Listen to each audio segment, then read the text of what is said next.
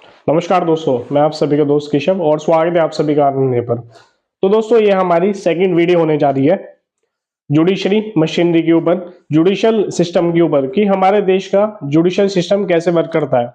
तो दोस्तों, last video में जो मैंने कल अपलोड करी थी उसमें मैंने आपको बताया था बेसिकली क्राइम कैसे होता है, किस ग्राउंड पे होता है, विक्टिम कौन होता है, और लास्ट में जो हमने डिस्कस करा था एफआईआर और कंप्लेंट के बारे में डिस्कस करा था कि एफआईआर कब फाइल होती है, कंप्लेंट किस कंडीशन में फाइल होती है, कॉग्निजेबल ऑफेंसेस कौन से ऑफेंसेस होते हैं, नॉन कॉग्निजेबल ऑफेंसेस कौन से ऑफेंसेस होते हैं। तो आज की वीडियो में आगे प्रोसीड करेंगे, क्योंकि अगर कल मैं प्रोसीड करता थोड़ा लंबा हो जाता। इसी रीजन से हमने नेक्स्ट वीडियो बनाई है, सेकंड पार्ट बनाया है। तो चालू करते हैं दोस्तों।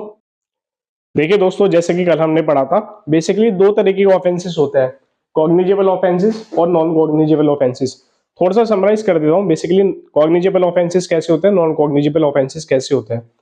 जो कि आपके सीरियस नेचर के ऑफेंसेस होते हैं वो कहलाते हैं कॉग्निजेबल ऑफेंसेस, और जो आपके नॉन सीरियस नेचर के ऑफेंसेस होते हैं वो कहलाते हैं नॉन कॉग्निजेबल ऑफेंसेस। आप कॉग्निजेबल ऑफेंसेस में कौन कौन से ऑफेंस होते हैं, जैसे कि आपका थेफ्ट हो गया, रॉबरी हो गया, मर्डर हो गया, ये आते हैं कॉग्निजेबल ऑफेंसेस में। अब जैसे कि आपका एक दोबारा से थेफ्ट हो गया, डिफेमेशन हो गया, या फिर छोटी मोटी लड़ाई होगी, लड़ाई झगड़ा हो गया, मारपिटाई हो गई, फाइटिंग हो गई, वो आते हैं नॉन कॉग्निजेबल ऑफेंसेस में। अब देखिए, जब भी कोई कॉग्निजेबल ऑफेंसेस होता है, जो भी बंदा विक्टिम होता है वो डायरेक्टली पुलिस स्टेशन जाता है। पुलिस स्टेशन जाता है, पुलिस को अपनी आप बीती बताता है कि उसके साथ क्या क्या चीज हुई थी। फिर पुलिस अगर कॉग्निजेबल ऑफेंसेस है तो एफआईआर सीधा चार्ज करती है, सीधा लॉन्च करती है। लेकिन अगर नॉन कॉग्निजेबल ऑफेंसेस है तो उस कंडीशन में पुलिस एफआईआर नहीं लिखती है, उस कंडीशन में पुलिस कंप्लेंट लिखती है, एफआईआर लिखी जाती है। एफआईआर में कंडीशन होती है, अगर कभी भी एफआईआर लिखी जाती है तो पुलिस को मजिस्ट्रेट के पास कॉग्निजेंस लेना नहीं पड़ता है। पुलिस डायरेक्टली खुद इसके डिसीजन से इन्वेस्टिगेशन स्टार्ट कर सकती है। लेकिन नॉन कॉग्निजेबल ऑफेंसेस के कंडीशन में ऐसा नहीं है। वहां पे पुलिस डायरेक्टली इन्वेस्टिगेशन नहीं कर सकती है, उसको पहले कंप्लेंट लिखनी पड़ेगी। अगर पुलिस को लगता है कि जो ऑफेंस है वो एक नॉन सीरियस नेचर का है, पुलिस क्या लिखेगी, पहले कंप्लेंट लिखेगी।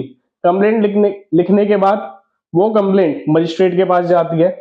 फिर मजिस्ट्रेट डिसाइड करता है कि ये जो कंप्लेंट है क्या इस पे आगे स्टेप लेना चाहिए या फिर नहीं लेना चाहिए। इस प्रोसीजर को कहता है कॉग्निजेंस लेना। मजिस्ट्रेट, कॉग्निजेंस का मतलब होता है बेसिकली मजिस्ट्रेट डिसाइड करता है कि जो ये ऑफेंस है क्या ये आगे इन्वेस्टिगेशन करने के लायक भी है या नहीं लायक।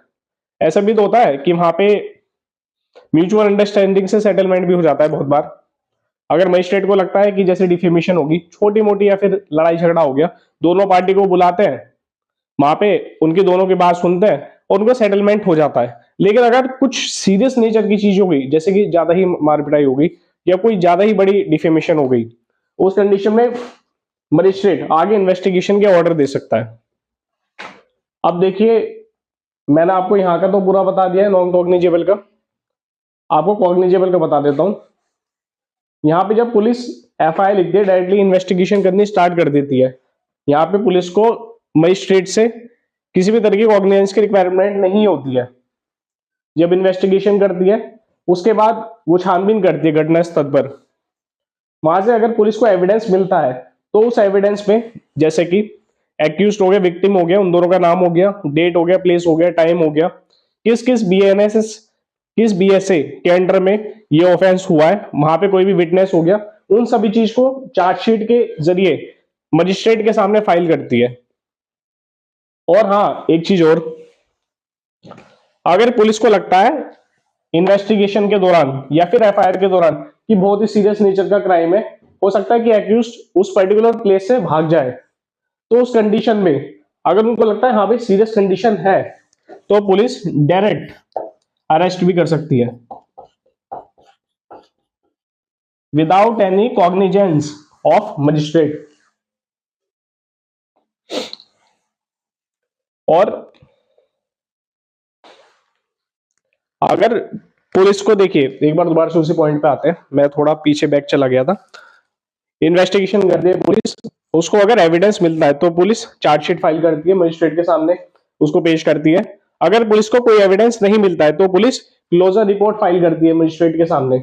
लेकिन हाँ, कुछ ना कुछ तो उसको शो करना पड़ता है, चाहे वो चार्जशीट शो करे या फिर वो क्लोजर रिपोर्ट शो करे। सेम यही चीज आपका नॉन कॉग्निजेबल में भी होता है।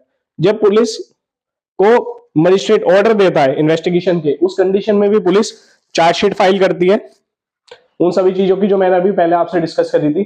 एक्यूज का नाम हो गया, विक्टिम का नाम हो गया, डेट, प्लेस, टाइम, वहां पे कोई भी गवाह हो गया, उन सभी चीजों की एक रिपोर्ट बना करके पेश करती है। उस रिपोर्ट का क्या कहते हैं, उस रिपोर्ट क्या कहते हैं, चार्जशीट। अगर वहां पे कोई भी उनका एविडेंस नहीं मिलता है उस कंडीशन में पुलिस क्या पेश करती है, क्लोजर रिपोर्ट। तो दोस्तों आज की वीडियो में यही था। आशा करता हूँ आपको वीडियो बहुत ज्यादा अच्छी लगी होगी, नॉलेजेबल लगी होगी। अगर आपको नॉलेजेबल लगी है, आप कमेंट सेक्शन में मेंशन कीजिए आपको आगे किस टॉपिक पे वीडियो चाहिए। बाकी वीडियो को लाइक, शेयर एंड सब्सक्राइब करना ना भूलिएगा। बेल आइकन जरूर दबाइए ताकि आगे आने वाली वीडियो की अपडेट्स आपको मिलती रहे। धन्यवाद दोस्तों।